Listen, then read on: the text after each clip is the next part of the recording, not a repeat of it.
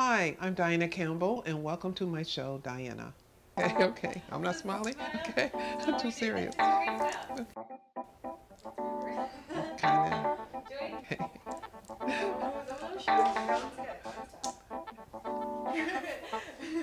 I forgot one. Involved in the community human rights involved advocate.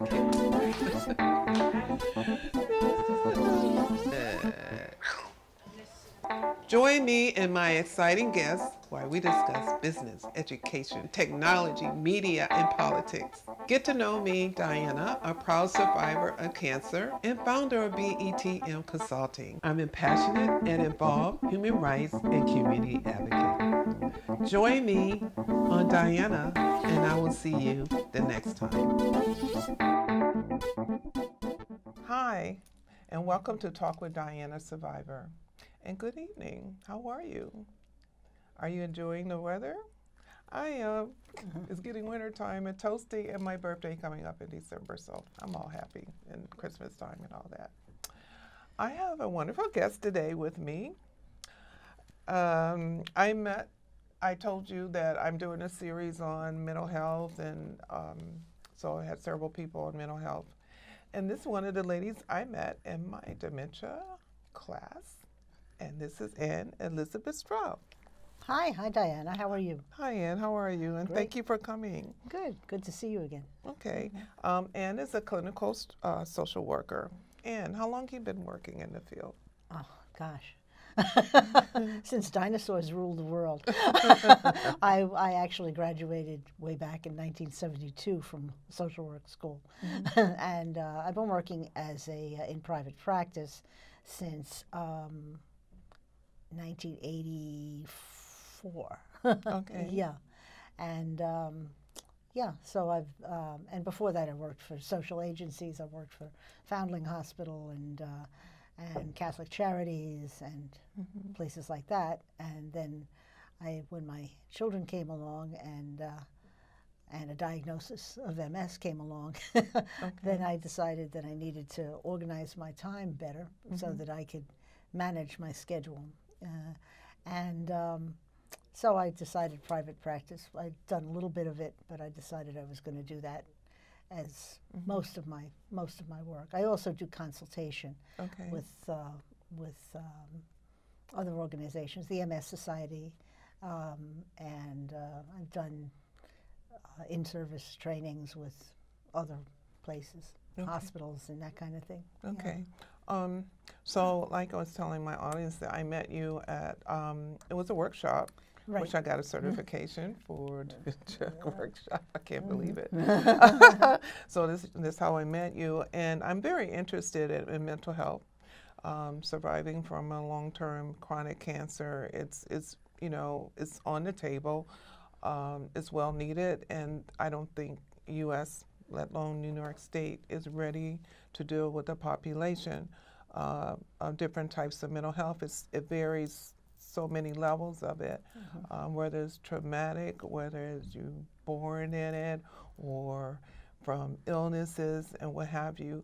What is your focus and your best interest in mental health?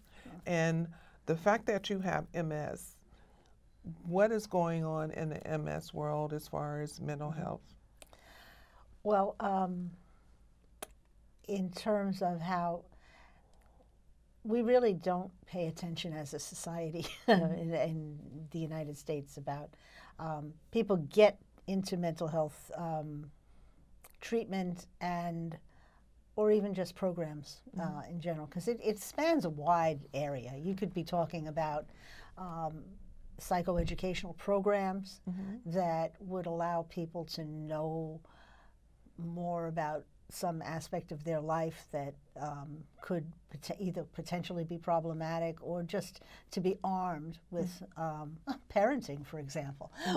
We have really very little preparation for parenting, and that was one thing that I had done early on with my when I was working, doing consultation with Head Start centers. A big aspect of that program was parent participation, and we had programs to help people in their lives with their own parenting. And so it's not like there's a cookbook, you know, but to know what their own lives are like, what their issues are, what they have to, you know, limited income in that case, you know, and other attendant social problems. And then, you know, and all of them want their best for their children, you know. Sometimes they disagree about what that is, you know.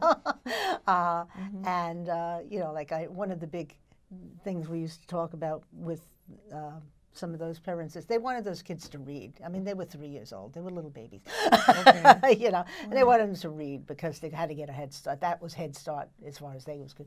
But, you know, we had to talk with them about what the need of children in their development is to play and learn some very basic things and how to get along with other people and what even very basic concepts are, like think what's first, what's second, what's third, before you can even read, because those are things you need, those are skills you need to.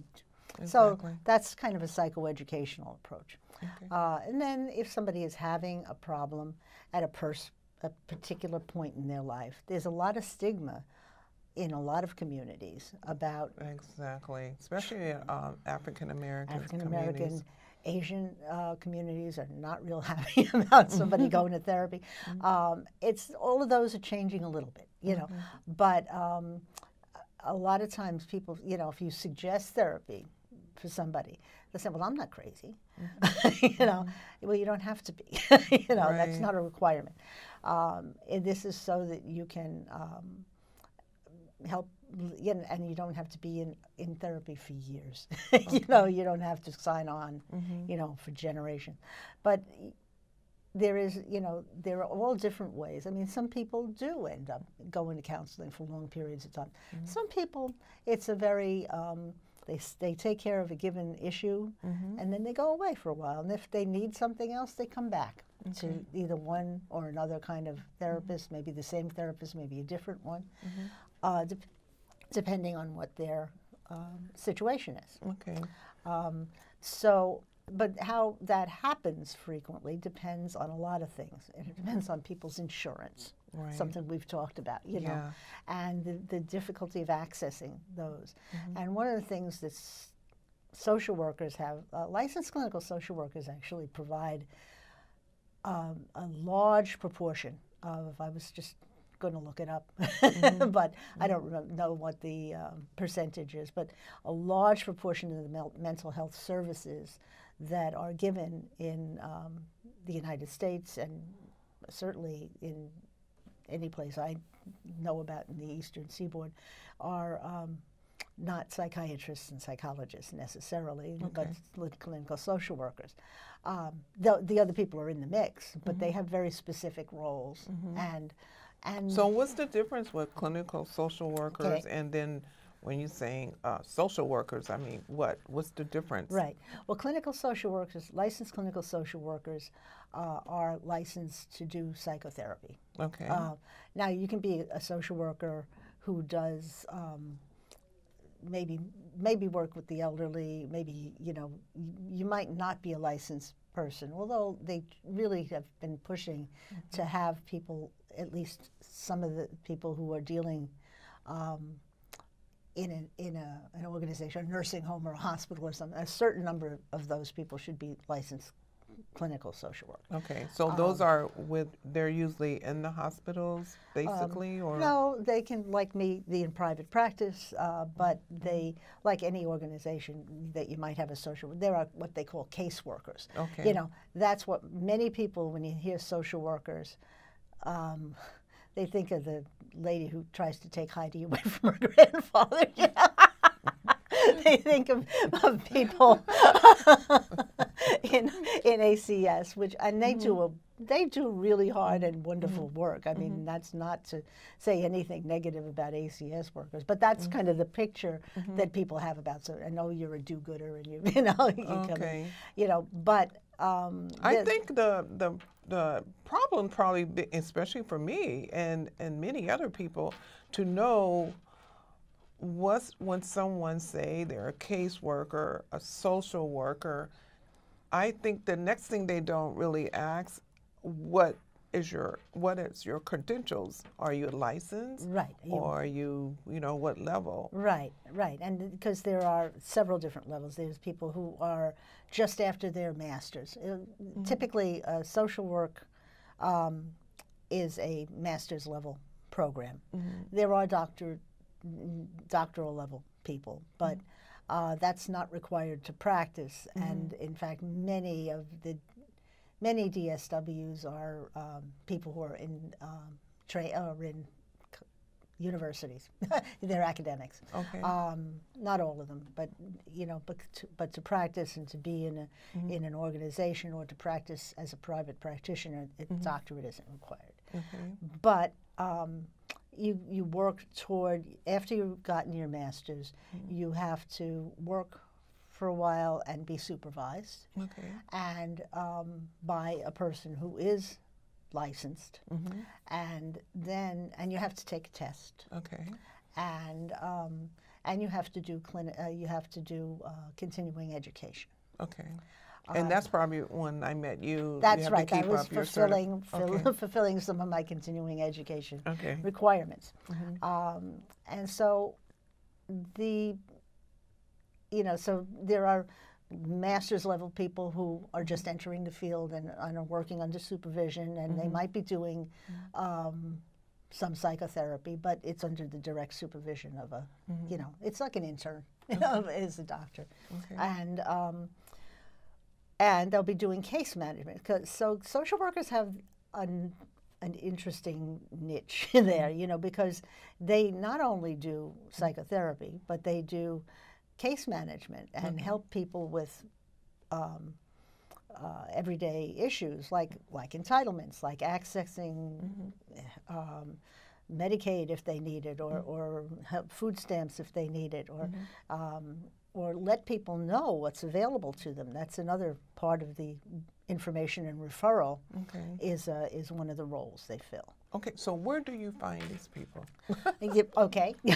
You might find. Are they within? I want to ask you, as far as the insurance, are they within like your managed long-term care programs, or part of your health insurance, Medicare health insurance? You might have people in your panel if you have a managed care. We have that big directory, there might, if you're looking in the mental health section, you might find some licensed clinical social workers in there. You might, people sometimes don't participate in the managed care for very good, I don't, and I. Is there a reason why? I will, why not? Yeah, because they take up too much of my time, and they decide how long somebody needs to be seen and how many sessions I can give them, and that's all regulated by them, and not by my clinical impulses, my clinical judgment. I can, and typically now many programs have, you can have 10 sessions.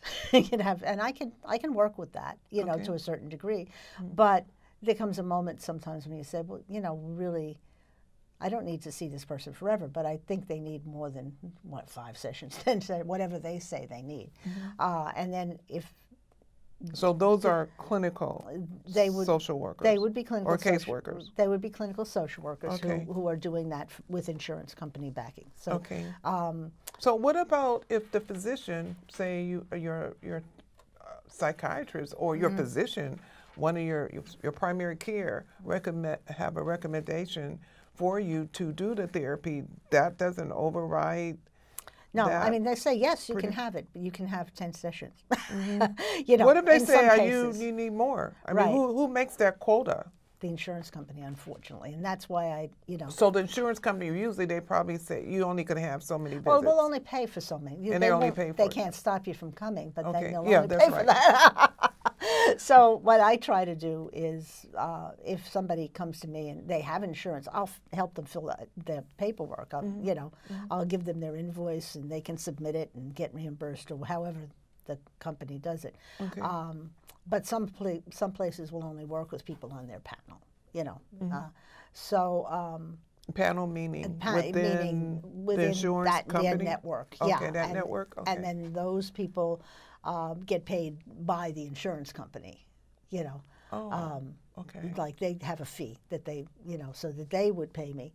Whereas if I contract with somebody to do therapy with them, then they pay me, and they might get reimbursed by their insurance or whatever. That's how I do it with many people. I, fill out their invoice, they submit their stuff, and they get reimbursed. Okay. And not 100%. Nothing's ever 100% in this country, but it seems to work well for some people. Okay. If somebody absolutely needs it. Now, if you were on Medicaid, chances are you would need to go to somebody in the mental health division of a hospital.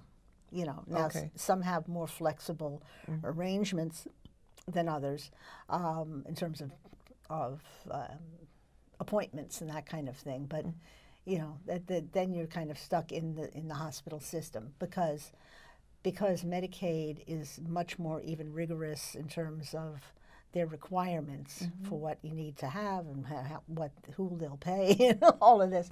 Okay. It's that you almost have to be, and how they bill, that's the other thing.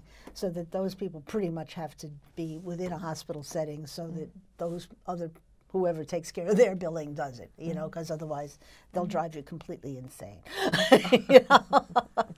And no therapist in the world can help that. Okay. No therapist in the world can help the practitioners who are driven insane by Medicaid. Okay. But whereas they have a whole network of people in those kinds of settings who do the billing and take care of all of that stuff, so you don't have to worry about it as a practitioner. Okay. Oh, okay. It's done. Okay. So that's Medicaid. Medicare, you can have a social worker of any sort. It could be in a hospital, or medical setting, or part of somebody's practice, or it could be just a freestanding person like myself, and then I could submit the bills to them, and then they get reimbursed by Medicare. But there's also people who can accept assignment. All of this sounds really complex. It's not as horrible. Well, it's fairly horrible because it makes the process less seamless than it should be, Okay. But it's doable. On the therapist side or the patient? On the patient side, because people don't, as you said, they don't. Who is this person? Now, what happens is, like caseworkers, for example, it might be a person in a hospital. For example, a social worker in a hospital might not necessarily be a licensed clinical social worker. Oh, okay. She might be, or he might be a caseworker. Okay. And they are people who would typically be doing your discharge planning when you go into the hospital, and then you've had done whatever you went in to do, and they're supposed to make a discharge plan, and that might be complex, or it might be you might not be able to go right home. You might have to go to a rehab. Okay. And the social worker would be the person who would be facilitating that, would be finding who's got openings and telling you what places are in your area. You discuss where you would want to be going, ideally, and then you'd negotiate, about what would work. Okay. They would also know what your insurance is going to pay for and not pay for, and those are all really important things to know. Okay. And so, is that training vigorously to have that training to do that? Most of the, especially with the insurance companies. Most of those changing. People kind of learn on the job. Okay. Because that changes constantly. Yeah, that's what I said, because insurance does change. So it's by experience and by their supervisors having access to the information and helping them with it. So always they're under supervision as well. Okay. So those kind of cases, and also ACS workers are frequently case workers. They're not necessarily even trained social workers, and they've been trying. We've been both the social work community and I think to a certain extent the state is trying to have ACS. What is that acronym? What is it? Well, it's the family services. It's children's services. Okay. Yeah, and I forgot what the A was. But it's children's services. Okay. So their mandate is to protect children, and to make sure that they're not being abused, and make sure and people come in various ways. They're really trying to move toward a less punitive kind of it's not about taking kids away. It's in fact trying to keep them in a home. So they probably would go in the home and do training. Good for them. So the people would come to their attention because something happens. Somebody says, "Oh, this kid, doesn't look good when he comes to school. We're worried about him having enough to eat and stuff like." And then you'd make visits. They would make visits to the family, but the impulse, the goal is not to rip people out of their homes. If possible, you try to strengthen the family so that the family is the best provider of that care. And ideally,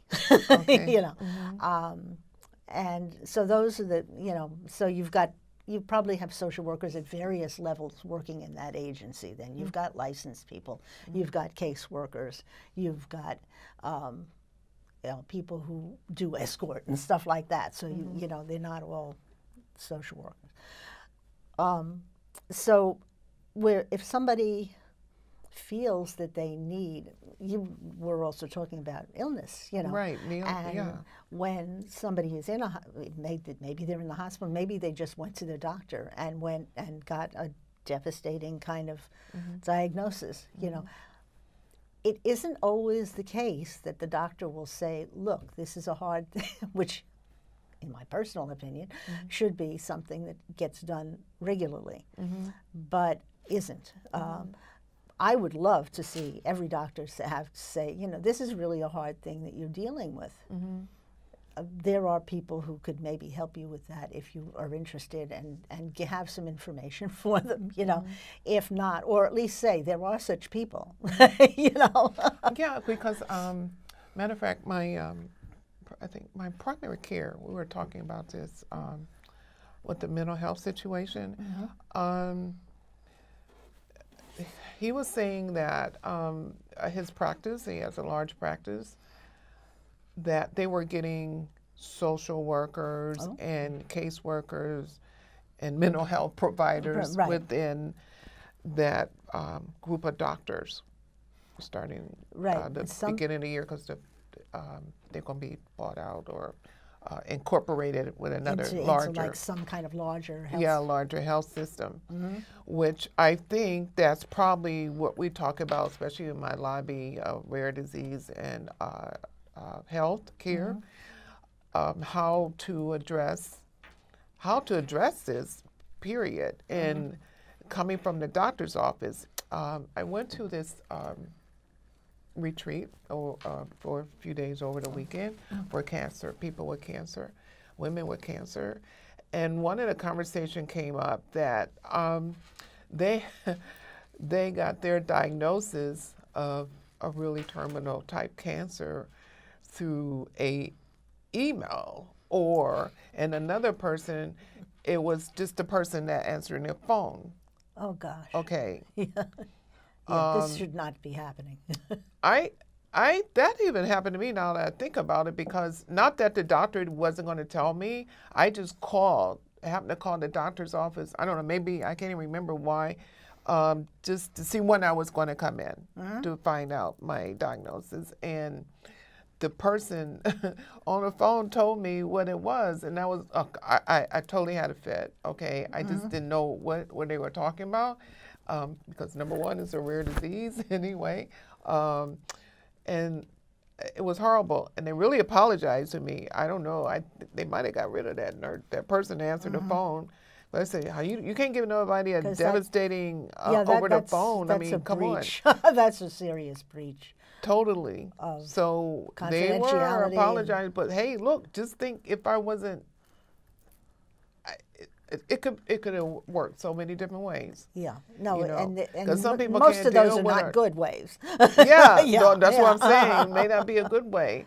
So I think probably, and I can foresee probably in the future, that the doctors that, especially oncologists or whatever doctor, when they give diagnosis, they make sure that patient is equipped with some type of mental health and services so they can go to point B, C, D. Yeah. It's still their decision as to whether they want to accept that or what. Yeah, but they have to know that it exists. Yeah. And they have to maybe go the next step and have, okay, here's a list of referrals of agencies or clinical practitioners, whatever they want, because there are also, groups of, say, other various kinds of clinical practitioners who kind of group together and have a directory. And so you can find out by means of, your address or your issue or whatever.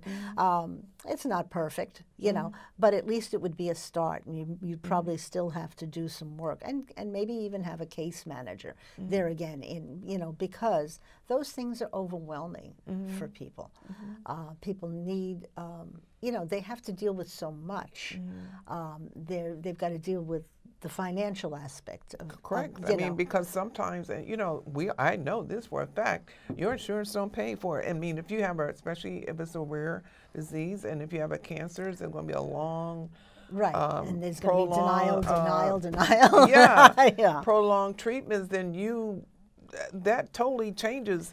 If you have a family, it's totally will change because you may not be able to take care of your children. It's a lot of work. Right. There's a lot of things more involved and like I said, in the beginning of this conversation, and everyone I talked to in the mental health world, I said that the United States not even ready. They're not providing these services. And the other thing I was thinking about, what about elderly that are ill and they're at home? Right. There's a little bit more. At home. At home, right. And don't have any resources at all. Yeah. There are, somebody has to initiate at least some sort of connection to some agency, and there, there's a senior agency that can do they do various things. They have senior centers if people can go out. They have the Meals on Wheels things where people can get food in. They have, but it's somebody has to look at there's that. So much, this is the whole thing. The service they provide, what they have out there now, the major thing you're going to hear about the Meals on Wheels. Right. No. How about brain on wheels? Right. Okay. Yeah. No, I mean, somebody. How about some money on wheels? Even to hook you up with that, somebody has to notice that the person's there. Somebody got to go A, B, C. Right. Listen, and I help know you access. elderly. I know some elderly people. They're at home, and they're very ill. Right. They don't even have the insurance services correctly. Right, and they don't know. They don't know, and they don't know, and they don't have the energy because, we talked about that. Yeah. Too. When you're in the midst of a crisis, and particularly a health crisis, your energy is not at its top form. You barely can get through the day, much less make 17 phone calls to find out one thing. And maybe not that. Somebody else should be able to do that, and that's what a case manager would to help. Granted, you always try to get the client to do their own advocacy if possible, but it's the fact that there are people who are not able to do that, either because they're depleted by their illness or because they are confused. We had that the workshop that we were at was about people who had dementia. Right. And so if you're confused about, you know, who's even, and you don't want people coming in your house and all of that stuff. Exactly. There's That's a the other lot of thing. negotiation that has to happen within the family, the extended family, if there is one, or friends, or whoever has made the initial kind of approach. You know, it's really marshaling those resources is a big part of what you would be doing. Now, and there is not one insurance company that I know who would pay me to do that. I would do that because that's what I do. You know? Yeah, but still, you know, but so there's that void. And like I said, I know some of these elderlies, they're sitting at home, they don't have the proper insurance, their bills phone getting cut off, right, and all that, and all they have to do, there are services, but it's kind of hard to tell, especially some elderly, to do something different and change. And some of that can't be helped, though. And it can't be helped, and so you can't. So there have to be someone.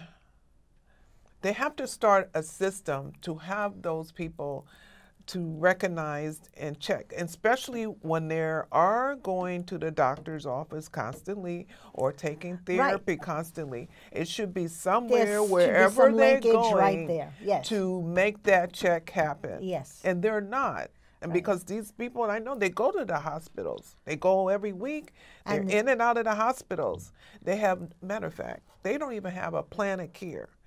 And they live in Queens. You know, one person I know, they live in Queens. And they go to the hospital a lot. They don't even have a plan of care when they come home. I'm like, what? No, that's something that should have happened in the hospital. What is that? But I'm just saying, they're not providing that at where you think they're supposed to be doing. And they're not. Yeah. And I don't know why. I don't know if they don't have enough staff. I don't care. But it doesn't matter. It doesn't matter. The point is, this should happen.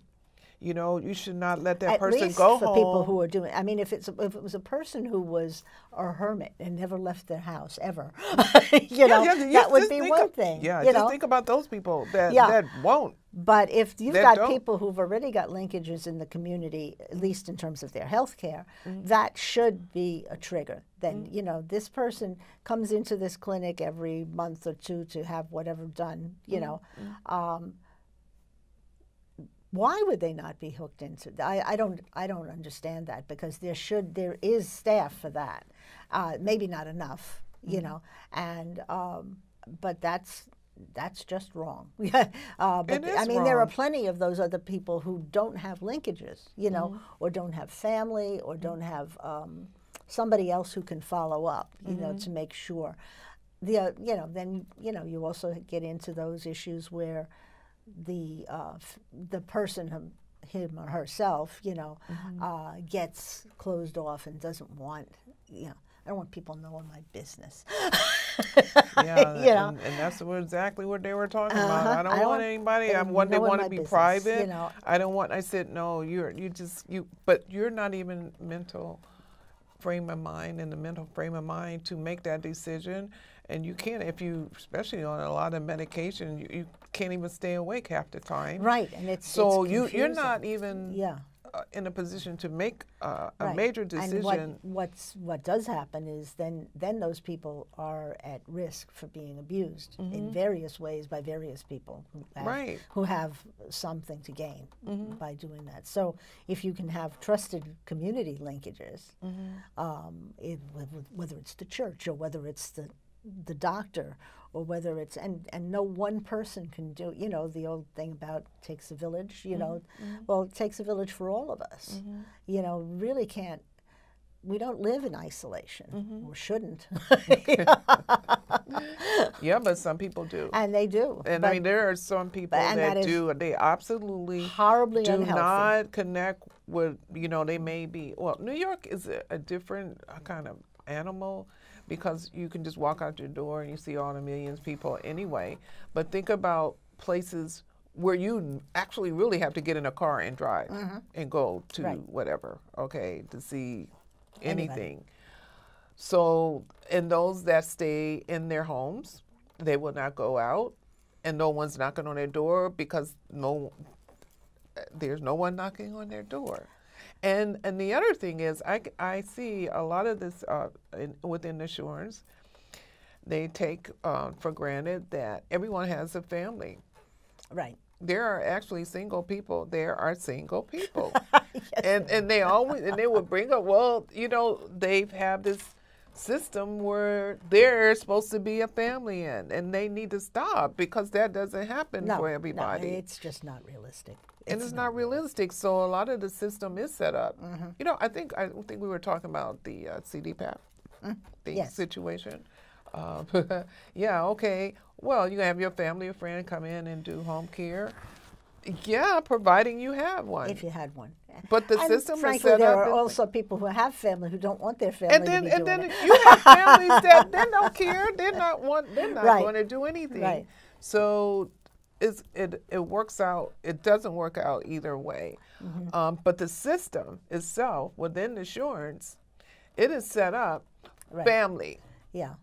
Within the frame of mind, that curriculum, whatever you want to call it, document, is set up on the basis there is a family. And it's not based off of one person, that this person is a single person by themselves, and that's it. Yeah. Because that's the first thing, when you fill out the forms, family, friends, next of kin, and all that, who's the other person? Sometimes there is no other person. Right. And so... And that's where the social agency should be, those are the people who most need that, if they can get their foot in the door. And once they're linked, chances are it might not be an ideal situation because, you still have to go and try to figure out who can deal with this, and it's always a patchwork. Right. But whatever linkage you've got, has to be, you reaching out and using that, and there are people who don't have anybody at all, but there are also people who have linkages, and they're friends, and what did they used to do? Now the hospitals have gotten much better about recognizing the people who are there as being, very good for maybe that person, not necessarily being responsible financially, but being the caretaker, a person who could be a person who would take down, or be the the medical representative. Right. They're only recently, within the past, I don't know, maybe 10 years, maybe not even that, really accepting same-sex partners as, being people who, there was a point where people could have been in long-term relationships and not allowed to go see their significant other. Oh, yeah, right. I think that really moved the needle to make that illegal, because they weren't nowhere included. Now it is, and now people who are, in long-term relationships, all kinds, are recognized as being able to be the person who's designated. And that's come a long way in relatively short, as those things go. But so they are starting to say, okay, well, who is around? Is it the church lady who comes and visits? And those people are frequently, they'll go back to whoever is in the church, of whichever denomination, and say, oh, so-and-so is really having a hard time. There's nobody there, and then sometimes the church people themselves will come in and bring food and do those things. Sometimes not. But I think that's the old-fashioned way. I think right now in our society right now, it's not and certain like churches, when I grew certain up. communities do, but even if they can't, because everybody else is working, and doing those things, they at least know there's somebody in that community who does know about social agencies and does know about where you can go for help. And given the person still needs to give their consent to be approached, you know. But given that, then somebody could be moving in and giving help. Okay. And there again, it could be counseling, but the counseling is just a little bit. You know, there's very real needs that have to be fulfilled. And social needs, you know, that we do have things like day programs for seniors as well as for people with retardation or other illnesses. And societies that have the cancer, you said the Cancer Society, and there are a lot of affiliated and related organizations who deal with various kinds of cancer and have various programs. So that once you're known to them, you usually can get some level of help if you reach out to them. MS Society has groups, support groups. They've recently moved toward peer support groups rather than professionally led groups. We used to have professionally led groups here, but it wasn't the same in every chapter, so that the national organization decided they wanted services to be even. You know, so they moved toward peer-led services, support groups. But there are also programs that are more psychoeducational, like for families who, there's one called Family Matters, then there's Everyday Matters. That's a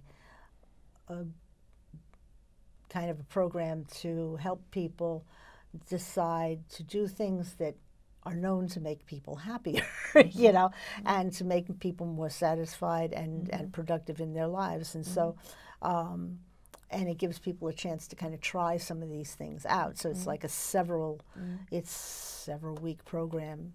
You can vary it, but it's a way to, there again, it's a group setting, so people have a chance to meet each other, and they know they're not by themselves, and they know that. And the other thing is, then they learn about like something. We did things about mindfulness and meditation. Then we practiced some of that stuff, and then we did things about journaling. We did things about just, you know, looking at how do you think that somebody else always has to make the change, you know, in your family? If you've got, because it got to be a very kind of little joke in the group that they would learn these various things, and somebody would say, "Oh, so and so should really be here and learn this," you know, and so.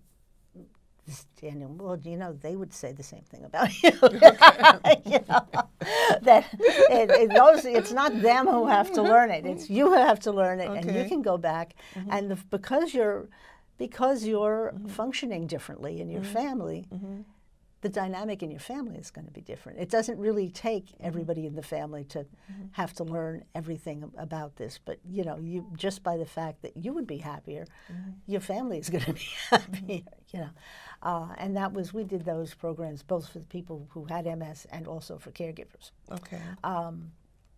So you're mainly working with people within. With people with MS? That's been a large group of, you know, who I've dealt with, but not necessarily. I mean, I have people who have no diagnoses of any physical thing, or have died.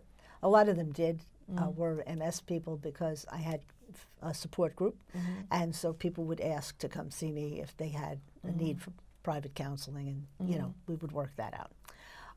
When you were diagnosed with the MS, you were already a social worker? Yes, basically. I was. Yeah, I had been working as a social worker for many years already.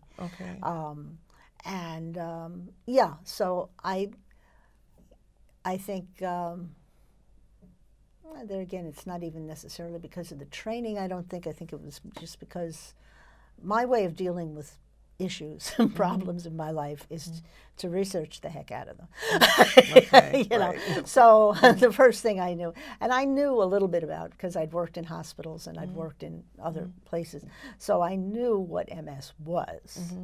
I also, of course, I had, because it was years ago, just the worst case scenario of what MS was. So I was not real happy about that on the one hand. On the other hand, I had had problems for years prior to that, my diagnosis, and which were probably related to that.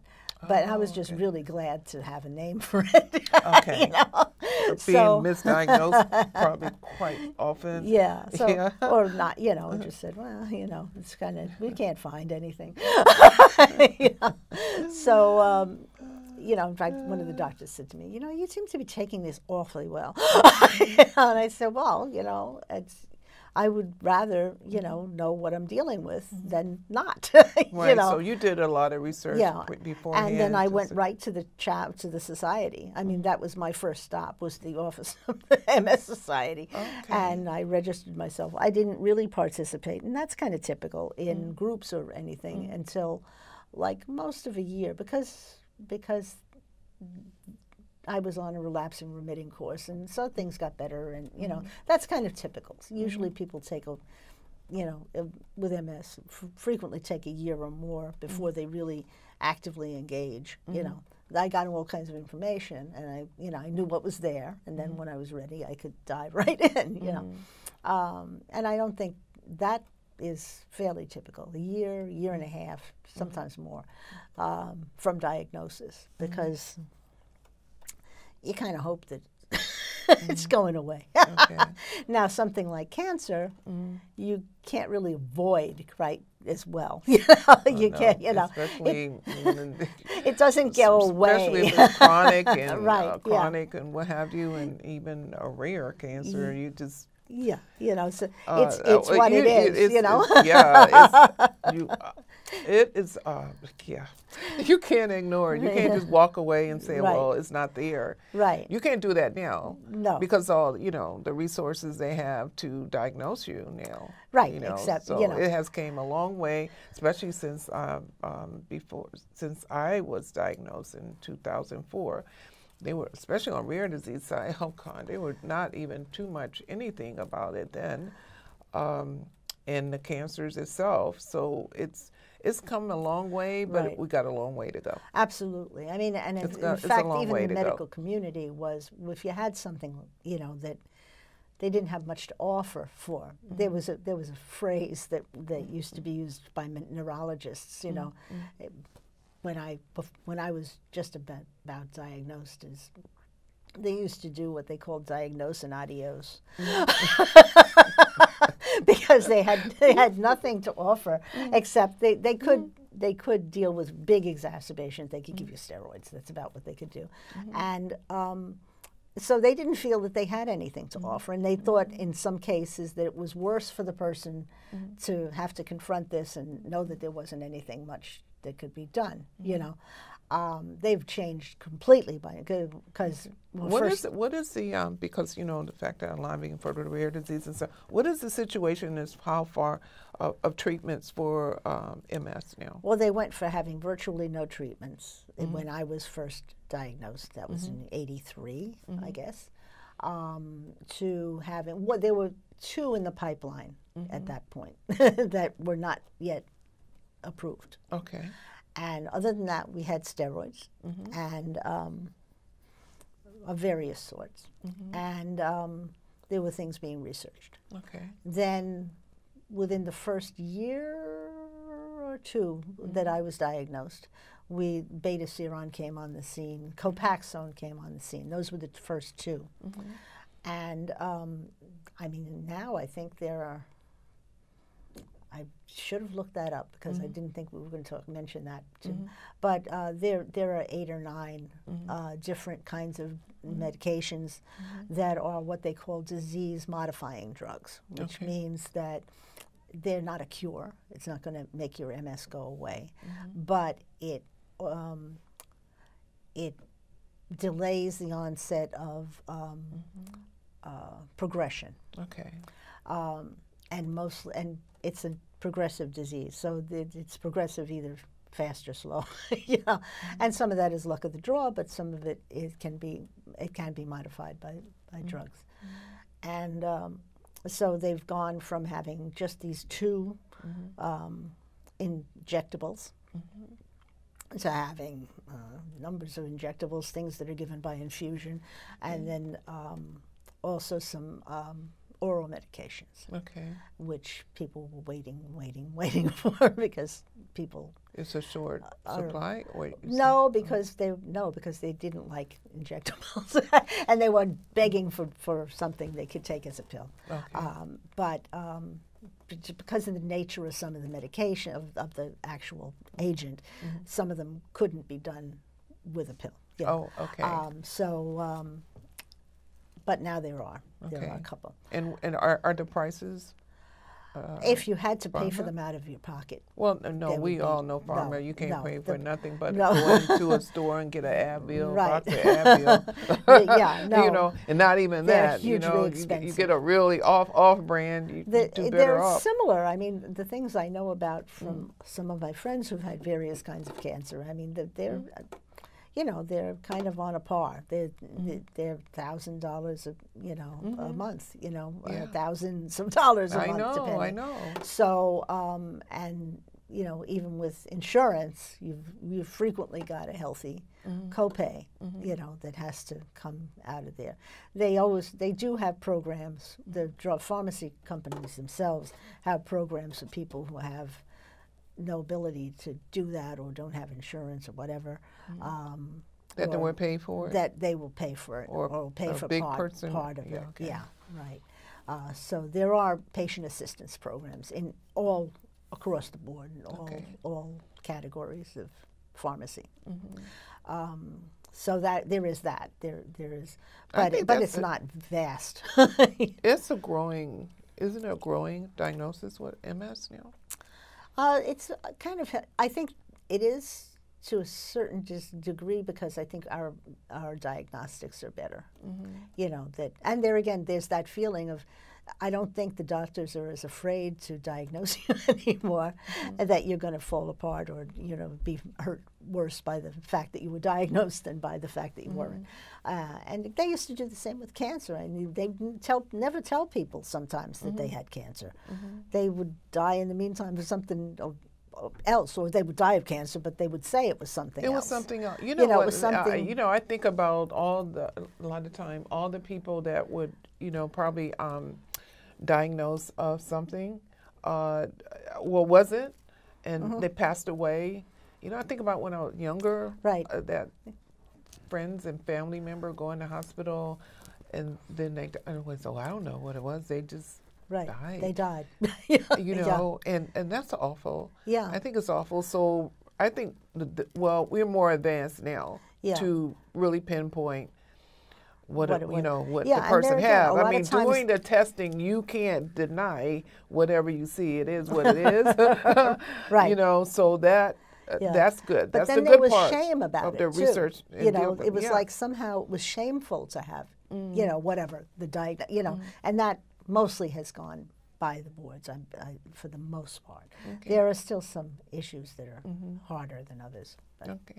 So I think, I don't know, I hope that helps. Yeah, it does. Kind of clarify some of the stuff. You know, and so are you, you have your own practice, or where can someone find you if they want? Is it private service you're giving? Yes, I'm a private practitioner, and I'm the sole practitioner in my practice. There are some therapists who have group practices. And I can be found in, I'm on Facebook, and I think I gave you that information so that if people wanted to see that, they could do that. It would be on the link there. They could contact me there. It's Ann Elizabeth Straub, LCSW. And Ann Elizabeth's my first name. And I can also be contacted by phone, and I'm listed as a partner in care under the MS Society's Okay. website. Okay. And you know, so I can be reached, Okay. and you know, I'd be happy to talk. I talk to people, you know, with various issues, and try to route them to whichever help is most useful. If people need psychotherapy, I do short-term therapy. Okay. I do kind of goal-oriented therapy, so that it's not, you know, it's not a commitment of years. But and people So like can come quality and go. of life, You know, and trying if it's you, quality of life, yeah. if it's or if it's just, you know, if a person is feeling depressed, Depression. getting a diagnosis is darn depressing. Right. Hello. And so, you know, and it doesn't mean that there's anything wrong with you. You know, you need help with that. So Right. that's something that, you know, that you can work with somebody. It could cause, you know, it could be marital issues, could be affective, like I consider like anxiety and depression are the two biggest problems that people go for treatment for. Exactly. And that's across the board. That's across the board. Yeah. So. And so, Because everyone's talking about it, you know, it's just out in the air. I mean, people finally saying, okay, there's a situation, but let's get it taken care of. Right. So we need people like you. Great. Well, I'm glad to. And that's why you're here. I'm getting resources. And, you know, I hope I help my audience. So we at the end. Great. And Ann, Elizabeth, Ann, thank you for coming and talking with me. It was such a pleasure. Great. Thank you. I'm really glad to have the opportunity to talk to you and other people in the in the atmosphere there. Okay. Thank you. And good evening. And like I said, we just had a election, a primary election, and we do have these different bills, especially on mental health and health care on the ballot. Make your politician accountable, okay? That's what happens. That's what's going to move the needle. They're not going to do it by themselves. Trust me, they will not do it. They need you. And write your letters and go to your Congress office and, you know, make yourself known and how you feel about issues around your family and your community. And thank you for watching Talk with Dianna Survivor today, and have a nice weekend, and I'll see you next time. Thank you. Bye. Bye-bye.